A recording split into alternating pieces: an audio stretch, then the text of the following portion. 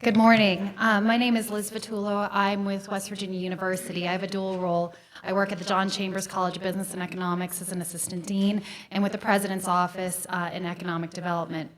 And it is truly my honor and pleasure to introduce my friend and our keynote, Dr. Nathan Flesher. Nathan is a partner in McKinsey and Company's basic material practice, where he leads MineLens, McKinsey's dedicated mine analytics, benchmarking, and expert service. His work with clients includes operations, maintenance, capital, and continuous improvement worldwide, with a recent focus on developing advanced analytical tools in a digital transformation programs that are supporting miners in the energy transition.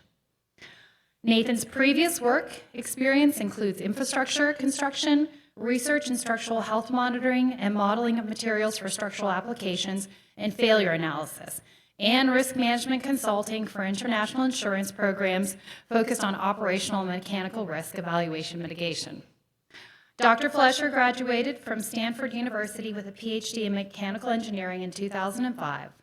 Prior to attending Stanford, he received his MS in applied mechanics, as well as a BS degree in civil engineering from University of Virginia. Nathan's family roots run deep in our West Virginia hills. One of my favorite people in Morgantown, Dan Flesher, his dad is sitting in the audience. He was a successful entrepreneur. Nathan grew up in Morgantown, not too far from here.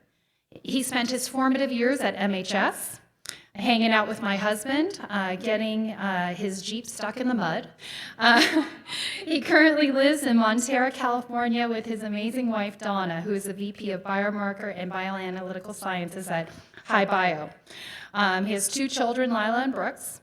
Nathan is very generous with his time. He works with us at WVU and serves on the MBA Advisory Council at the John Chambers College of Business and Economics. Please join me in welcoming Nathan to the stage.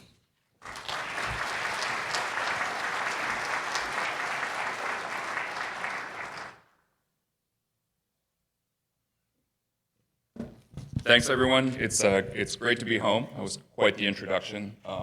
Liz was going to say that Chris and I got in a lot of trouble, and I said, no, we were very good at sneaking around. We actually didn't get in very much trouble. But yeah, great to be home. Great to see you, and great to talk to such a wide group of people. Usually I'm speaking at whole conferences or the Zinc Association conference, very mining-focused things, and it's great to see such an extremely broad base of people interested in the topic of the energy transition. Well, let's see. Oh, there we go. So everything needs a disclaimer.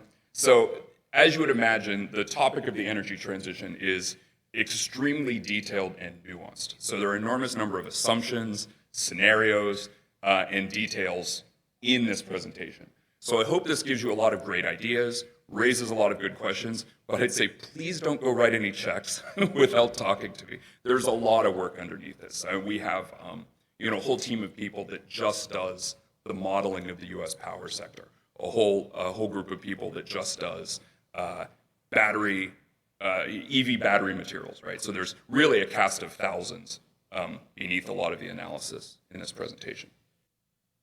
But what I will talk about, first I'll talk about the challenge of decarbonization. As Liz said, my full-time job is really in the mining industry, so I'll subject you to a mining example. We'll talk a little bit about the orderly transition as far as building out green energy in this country, and then there may be time for a few questions, but I'm also around for the rest of the day. If you grab me, I'm happy to talk about any of this or follow up later. There we go.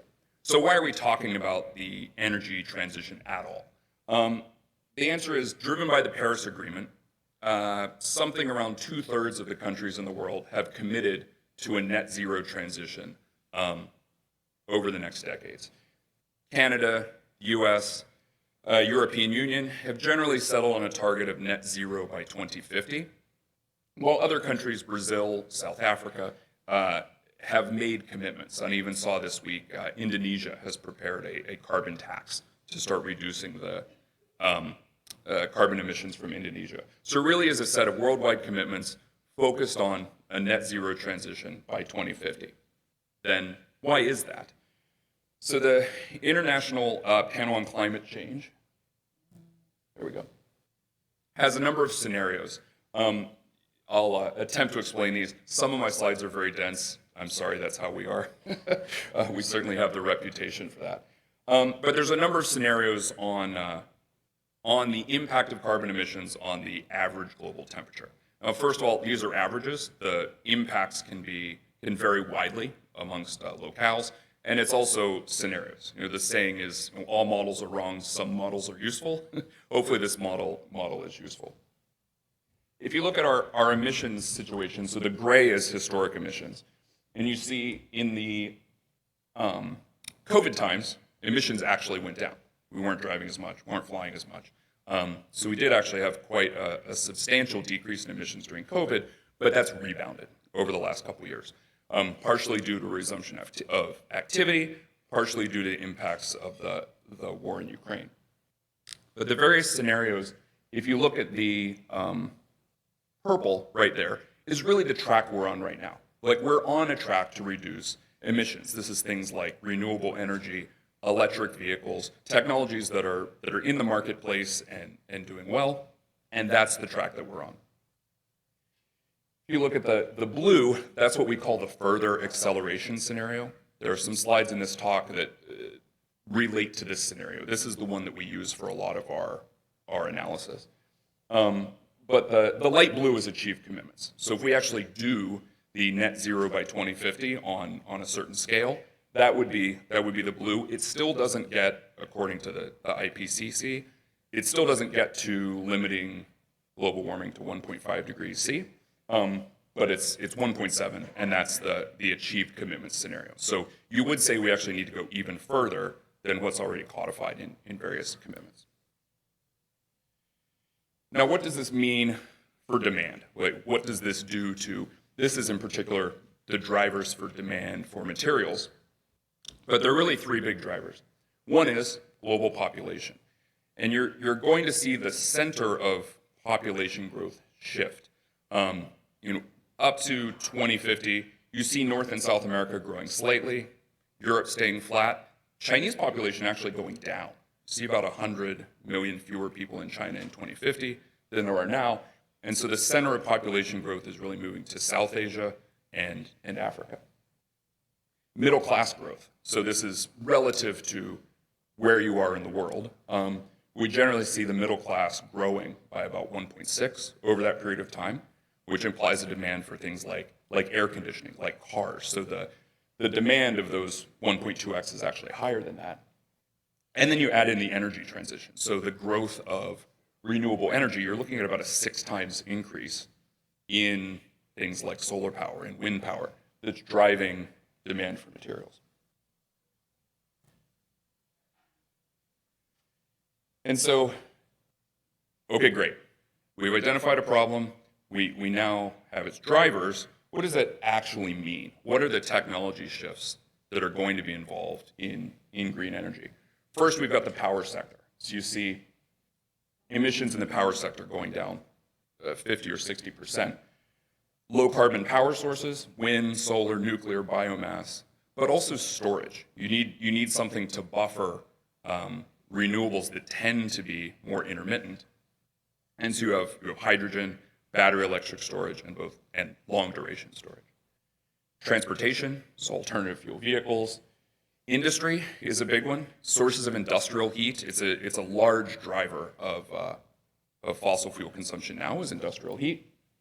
So you think about industrial heat pumps, thermal storage, and asset reconfiguration. So if you have a steel mill converting from a blast oxygen furnace, which would use metallurgical coal, oxygen, and a furnace setup, to a direct reduction setup using hydrogen. So thinking of assets that you swap over. Similar would be a coal-fired power plant that you switch to natural gas or hydrogen, that sort of reconfiguration.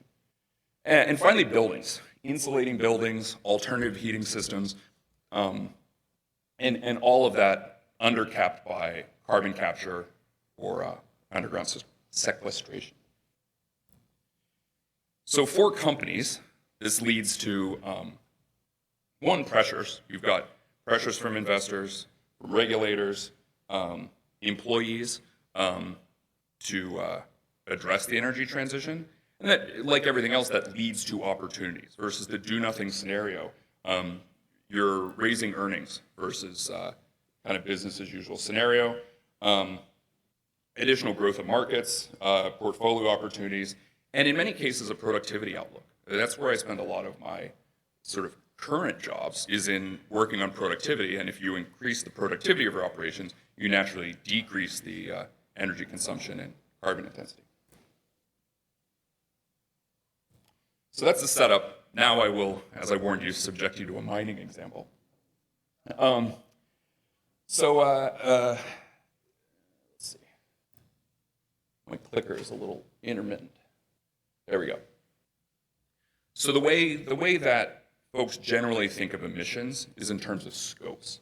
So scope one would be your own operations. If you think about your own personal life, that would be things like natural gas for your water heater, gasoline you put in your car, kind of direct emissions by you. You kind of own them. Scope two would be electricity. So it induces some sort of emissions, but you're not 100% of control of where those are from. And scope three would be the upstream and downstream impacts of your activities. So that would be, say you buy a set of tires for your car. That causes emissions, but you're buying a good. Or if you're a company, when your product is taken downstream, what happens with that? So that's how you'll hear when you look at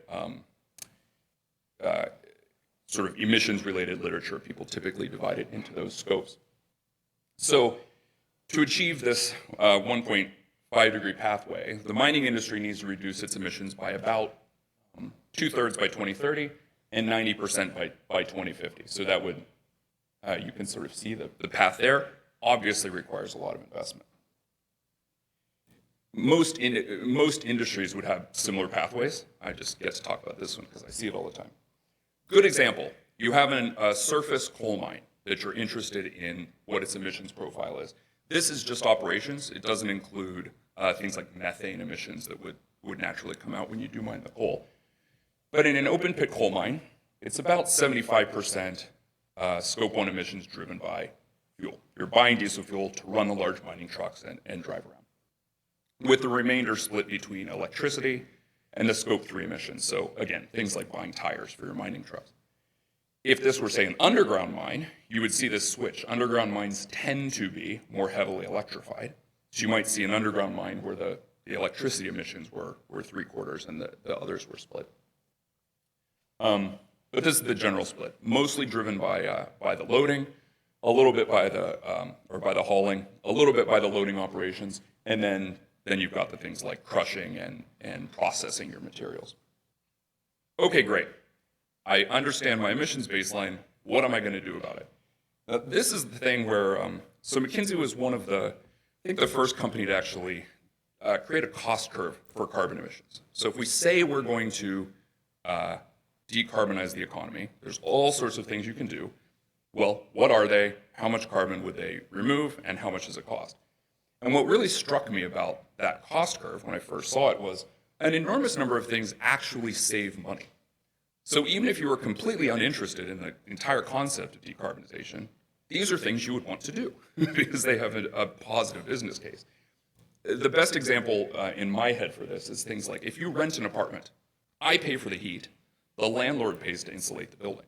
So nobody has an incentive to improve the insulation, despite the fact that it's obviously the right thing to do. It's you put a little bit of money into insulation, over time save a lot of money in heating your house. But it's an agency problem. And that's one of the big roles of regulations in government, is to help solve these sort of agency problems and make it easier to do the thing that saves money or reduces your carbon budget. So you have your mine. This is the list of things you could do by 2030 to reduce your carbon emissions. If you'll notice, it's actually above what the industry needs to do. And about half of these actually save money. So you start with things like operations improvement. This would be making sure that your dump trucks are full when you haul them, that your roads are in good condition. You're actually using the materials you have well. Second would be more electrification. Direct electrification of most types of equipment is about 40% more efficient than burning liquid fuels. And so simply electrifying it saves money. Now, you have to invest in a power grid in your site. You have to run cables to your shovels. but in the end, it saves money over time. You get to things like putting in pantographs for your haul trucks. So a pantograph is like you would see in a streetcar, like overhead electrification. It exists now. It's relatively rare at mines, but it's also the kind of thing that when more people do it, it makes it easier to do.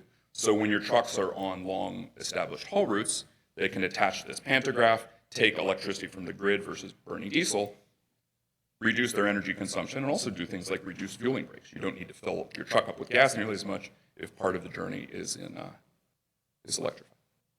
And then we get into things like on-site power generation, purchasing green power from the grid, and then you get to stuff that's more expensive. So this would be substituting diesel fuel, for example, with bio-based fuels. And I think this is the area that we all have to be careful about, because you can do things like locally optimize your operation. So my operation has the lowest carbon emissions, but it doesn't as a whole society, doesn't actually do the most it could. You know, there's no real point in me putting this sort of fuel in a remote mine site where I have to transport it in and it's very far distances. Diesel would be easier when you could just put it in normal semi-trucks on the road, burn the same diesel. It's easier. So you have to be a little bit careful with all these levers that you're not making yourself look good, but kind of missing the point. So right now you see companies making commitments, making first steps, but it is quite a plan. I mean, just because, I'm sure all of you that have a business, just because something has a positive return doesn't mean you always do it. It takes management attention. It takes capital. It takes employees, right? So right now we see companies starting with their baseline, working out what are the levers I can do, and then lining those up to actually execute. I'll skip the next one because I think I got there.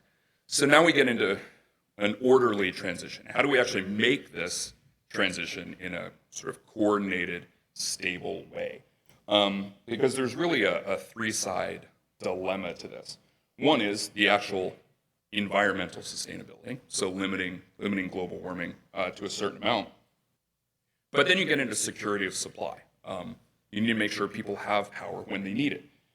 Cost effectiveness and economic growth. It doesn't do any good if you crash the global economy while you're doing this, right? It's not going to work. So you need sustainability, you need security of supply, it needs to be cost effective for broad social acceptance. Otherwise, people aren't going to participate. And it also saves money. So in the end, the highest cost option for decarbonizing the atmosphere is direct air capture. So basically putting enormous fans, blowing them over adsorbents that absorb CO2, taking them out and injecting them underground. Quite expensive. And so if you can organize an orderly transition to the certain pathway versus, hey, we overshoot this and then have to do a lot of direct air capture, it's very expensive. So, we're talking about trillions of dollars saved if you can accomplish the same goal in a more organized way. Many of my colleagues did a piece of work. There's a recent publication, which I'll note here, on the priority areas for actually doing this transition. So the 6 priorities, and I'll get into a couple examples, but it's really, number one, designing a capital efficient and affordable system. You have to have a system that makes sense. Strengthening supply chains. This is what I think really gets into what we're talking about today. What can West Virginia do in this? Strengthening supply chains. Land for renewables, another case where West Virginia has a role. Reforming transmission, yet again. So I think we're really in the heart of things that folks in the room can participate in. But then a market mechanism for regulating the supply of electricity and an acceleration of innovation to try new technologies, many of which won't work. We really do need to try everything and see what sticks. And you need to do that sort of thing in an orderly way. Fail fast and move on, that sort of thing. The Inflation Reduction Act actually goes pretty far in addressing many of these. Does quite well in the first two, kind of supply chains and capital. Land for renewables, not so much. Transmission, I think the legislatures are still working on transmission reform, which I think is pretty critical. A little bit on the market mechanisms and and quite a few mechanisms for accelerating innovation. So, a good start in setting up a framework for us to work under. There we go. Oh. There we go. So scaling the supply chain. We need a lot more materials, lithium, cobalt, rare earths.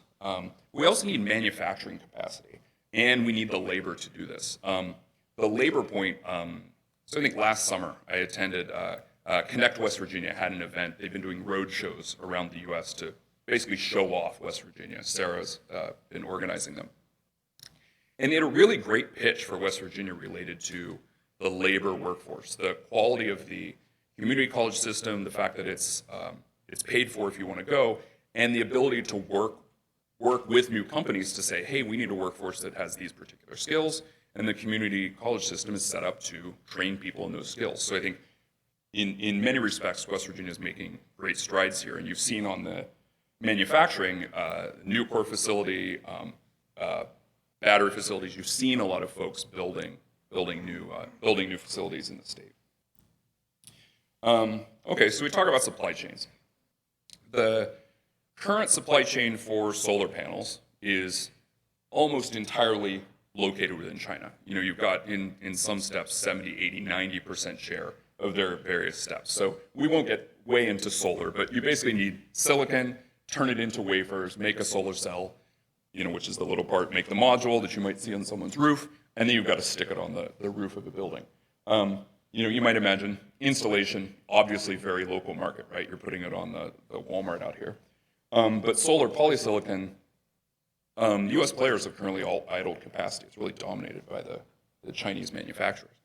And you might say, well, what are we going to do about it? China's got a natural cost advantage. Let's give up. But if you look at the entire supply chain, another thing you might hear a lot in energy transition is this LCOE, which is the levelized cost of energy. So it's a way to compare different energy sources over the project life.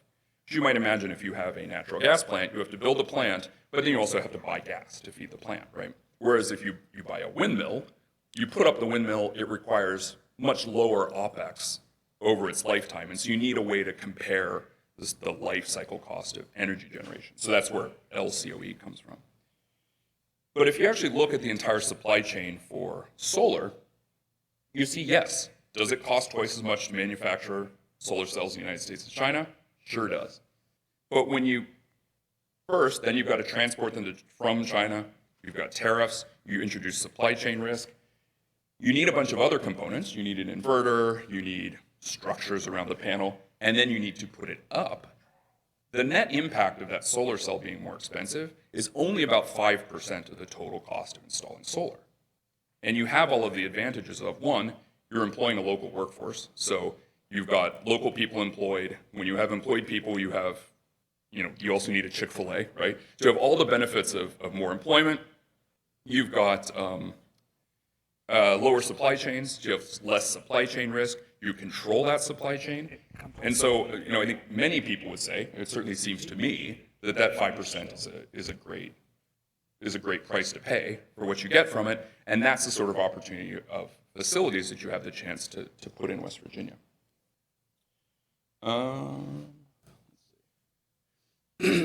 Job opportunities, right? Between construction and even when you net off various retirements to new build, roughly 600,000 new jobs needed, many of which can be filled by existing workforce, but also need to retrain people. So again, working with the great base that you already have in the community college system to train people in West Virginia to work at these new facilities, a great thing to focus on. I think I'm getting near the end of my time, so I'll try to get through this a little bit quickly. Third point, high quality land. You actually need to put the solar and the wind where it needs to go. And when you look at the suitability of various plots of land, we actually need to use quite a bit of it. And West Virginia it's a little bit hard to see, but the red and the pink are for both solar and wind, the percentage of suitable land for wind and solar that needs to be employed in that use. West Virginia is quite high. So I'd say if you have former mine lands. If you have a plot of land where you think it's suitable for wind or solar and you would like to put it up, it's probably needed. It might be a good thing to look into. Here we go. Transmission reform. This one is big. You know, you hear sometimes the wind isn't always blowing. Sure, but it's blowing somewhere. And so we need to increase the ability to move electricity around the United States. One, you need permitting reform, because naturally this involves going over states. It involves a lot of permits. And it's really critical to the energy transition. If you don't have that, you end up in situations, I do have an example, like a couple years ago, the winter storm in Texas. For historic reasons, Texas does not connect to the rest of the US power grid. And so when they have situations where either their generation capacity is under what it needed to be, or their demand spikes, they can't balance that out by importing very much power. They have a couple limited interconnects. But you see, West Virginia actually has, you see a lot of need to build transmission capacity, linking West Virginia to the rest of the grid, and then, some big ones in, say, Southern California and Texas. This is my chance to rag on Texas. So this is the right on. So this is the example of why you need transmission. The winter storm Uri, it was February a couple years ago. Unseasonably cold temperatures, but not unusual. It happens every decade or so in Texas. And what happened was, first off, so you see the light blue is actual demand. The dark blue is the regional grid operators' projections. Demand was substantially higher than they projected, right? Because people want more heat. And then because of the cold, you started to see because they don't insulate their coal plants, which my dad will talk about a lot if you want to grab him in the yellow shirt. The coal plants and the nat gas plants started freezing. And so your ability to dispatch power goes down, and then you have to shed demand. You don't have any other choice. You don't have any power. You have very high demand, and you have to start blacking out people. This is the sort of scenario that you could set yourself up for if we don't fix the transmission. So we see kind of 6 near-term actions. This is the things you could leave the room and think about. Investing at risk, so go out and develop the full value chains needed for these things, the silicon, the solar modules, the grids. Capital excellence. When you're putting these things in the ground, do it well. Spend your dollars wisely. A national strategy for sourcing components. Let's kind of do this as a team and make sure we're creating entire value chains. You think about the auto industry. If we want to have a domestic auto industry, we need to be manufacturing cars. We also need to make batteries, motors, controllers, that sort of thing. Build out the auxiliary infrastructure that you need. So, for example, convertible natural gas hydrogen plants, ramp up the training, which again, the state's doing quite well, and regulatory clarity and support. What does this mean? And helping companies navigate what can sometimes be a pretty complicated process of permitting and establishing a new facility. So just scratching the surface of the topic, like I said, there's an enormous amount behind this. If you're interested, if you go to McKinsey.com, we have a lot of publications on various components of this. Electrification, lithium mining. We didn't talk about long duration energy storage, but very critical to the grid transition. And the back half of the talk, we just published a paper in January toward a more orderly energy transition. It's about 30 pages. Obviously, it's way more in depth than me here. So if you're interested, go look that up, and that'll give you, I would say, the next level of depth, but then it keeps going. So thank you very much for having me. Like I said, I'll be here the rest of the day if anyone would like to chat. Otherwise, thank you very much.